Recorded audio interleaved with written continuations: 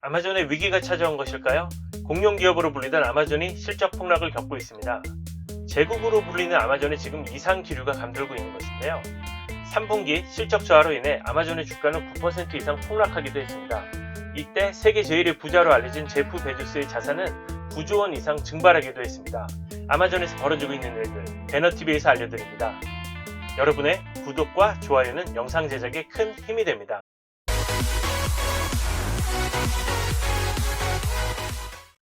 이번에 발표한 아마존의 실적을 보면 순이익이 지난해 3분기보다 26% 감소한 주당 4.23달러로 EPS가 크게 떨어졌습니다. 다만 매출은 24% 증가한 700억 달러.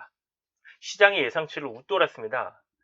프라임 회원에게 제공하는 무료 1일 배송 서비스, 월 결제 혹은 연 결제를 하는 프라임 회원에게 하루 만에 미국 내에서 배송 서비스를 하겠다는 이 내용으로 굉장히 화제가 되고 있는데, 이 부분에서 이제 소비자들에게 인기를 끌어 매출이 늘었지만 비용이 급감했다고 합니다. 그리고 전 세계 배송 비용은 96달러로 46%나 뛰었다는 점이 지금 아마존의 주가의 약세를 보여주고 있습니다. 결국 수익이 감소한 점이 핵심이라는 거죠.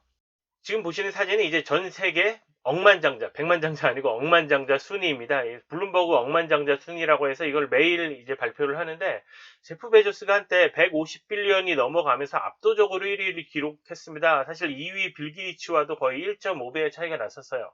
이게 최근에 110빌리언으로 줄었고, 주가가 9% 넘게 폭락했을 때는 빌 게이츠에게 1위를 내어주기도 했었습니다. 그래서 사실 지금 이 순위를 보시면은 제프 베조스와 빌 게이츠가 굉장히 치열하게 접전을 벌이고 있습니다.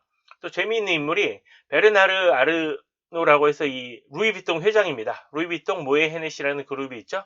여러분 잘 아시는 세계적인 명품 회사인데, 여기 있는 그 아르노 같은 경우에는 빌 게이츠를 제치고 또 2위를 차지하기도 했습니다. 올해. 그래서 아르노에 대한 부분도 제가 조만간 영상으로 한번 만들어서 공유를 하면은 재미있을 것 같습니다.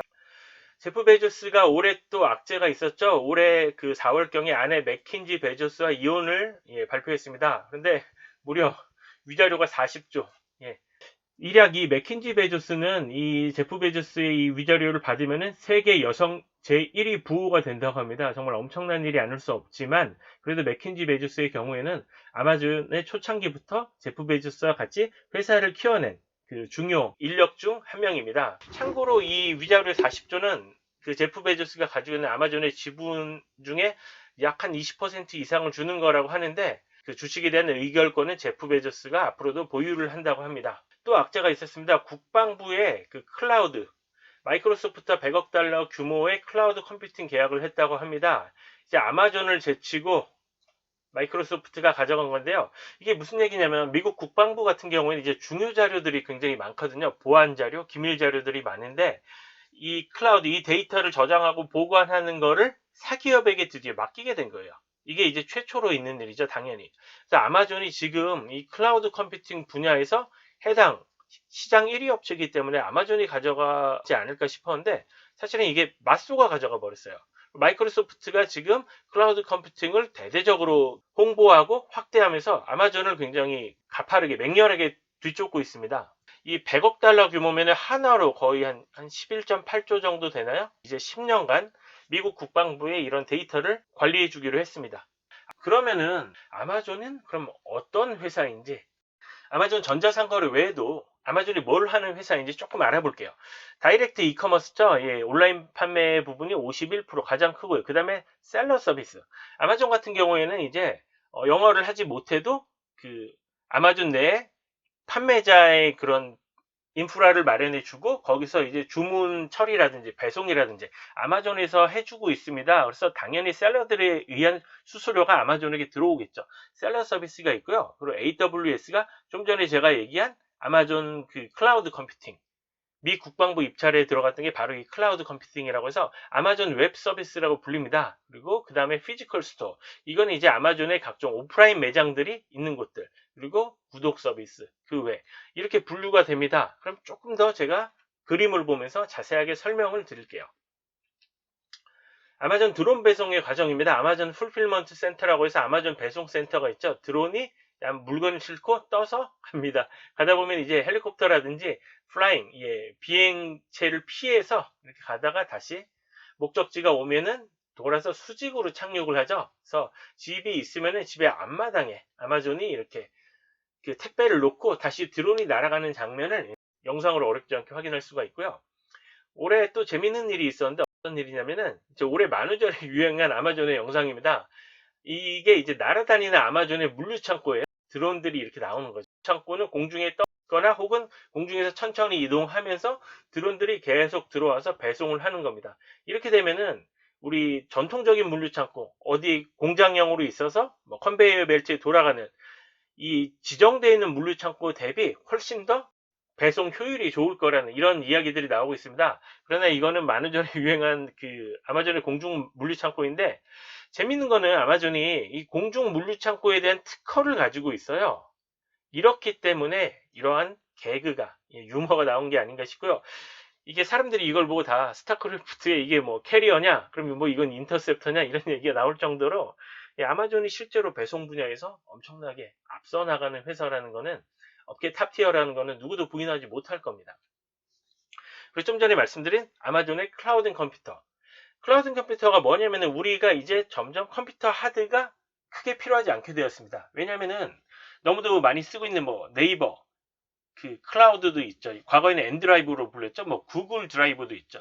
이제 보이지 않는 곳에 그 웹상에 우리 자료를 저장할 수 있는 시대가 되었어요. 몇 년 전만 해도 이세돌 9단과 알파고가 이제 대구글로 벌을 때 그 구글의 딥마인드 CEO가 왔을 때 기자들이 이렇게 물었습니다. 알파고가 슈퍼컴퓨터라고 들었다. 알파고는 어디 있냐? 보여달라. 그러자 그 CEO가 웃으면서 얘기하죠. 바로 하늘을 손가락으로 가리키며 알파고는 구름 위에 있다는 이야기를 합니다. 결국은 지금 많이 우리가 하는 뭐 게임 같은 것들 앱으로 다운받잖아요. 그런데 그 자료는 저장이 어디로 되나요? 데이터 같은 게 이런 데이터 센터에 저장이 됩니다. 과거에는 이제 회사들이 그 데이터를 관리하거나 아니면 홍보용으로 여러 데이터를 보관 관리할 때는 홈페이지를 만들고 홈페이지에 뭐 서버 트래픽 이런 게 굉장히 중요했었는데 이제는 이런 자료들이 아마존 같은 거대 기업의 데이터 보관 센터에 이렇게 저장됩니다. 이게 규모가 어마어마하다고 제가 들었고요. 이 데이터 보관 센터 안에는 반도체가 엄청나게 많이 들어갑니다. 그래서 사실 삼성전자가 반도체 슈퍼사이클에 올라탔을 때는 이런 아마존과 같은 데이터 센터들의 엄청나게 많은 그 반도체 수요도 큰 목을 했던 걸로 알려져 있습니다. 그리고 이제 그 피지컬 스토어라고 불리죠. 아마존 오프라인 매장에서 이 북스, 책을 사거나 아니면 뭐 음반이라든지 게임기를 사거나 아마존 고는 이제 캐셔가 없는 마트죠.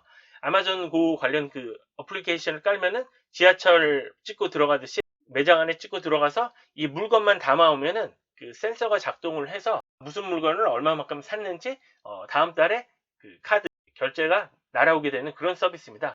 그러면은 이 아마존의 실적을 제가 다시 한번 확인해 보겠습니다. 아마존의 실적은 여기 보시면 이제 100빌리언이 좀 넘었었죠. 이때만 해도 아마존의 그런 매출은 대략 한 12조, 13조였을 텐데 무려 3년 만에 220빌리언을 넘어가게 됩니다. 25조 이상 성장한 거예요. 이건 이제 연간 실적이었고요. 분기별 실적으로 보면은 최근 아마존의 위기설이 왜 나온지 우리가 알 수 있습니다. 4분기의 실적, 1분기 실적, 2분기, 3분기 실적입니다. 물론 4분기 같은 경우에는 여러 이유도 있겠지만 아무래도 미국의 크리스마스 시즌도 있다 하니 이런 부분에서 굉장히 매출이 많이 나게 되죠. 쇼핑 시즌일 수 있으니까. 그런데 그 이후로는 이제 매출이 다시 상승하고 있는데 이익이 감소하고 있습니다. 왜 이런 일이 벌어지고 있는지, 아마존은 지금 어디에 집중하고 있는지, 아마존이 앞으로 나아가려고 하는 방향이 어딘지 배너TV에서 2부에서 자세히 알려드릴게요. 오늘 영상도 도움이 되셨다면 구독과 좋아요를 눌러주세요. 시청해주셔서 감사합니다.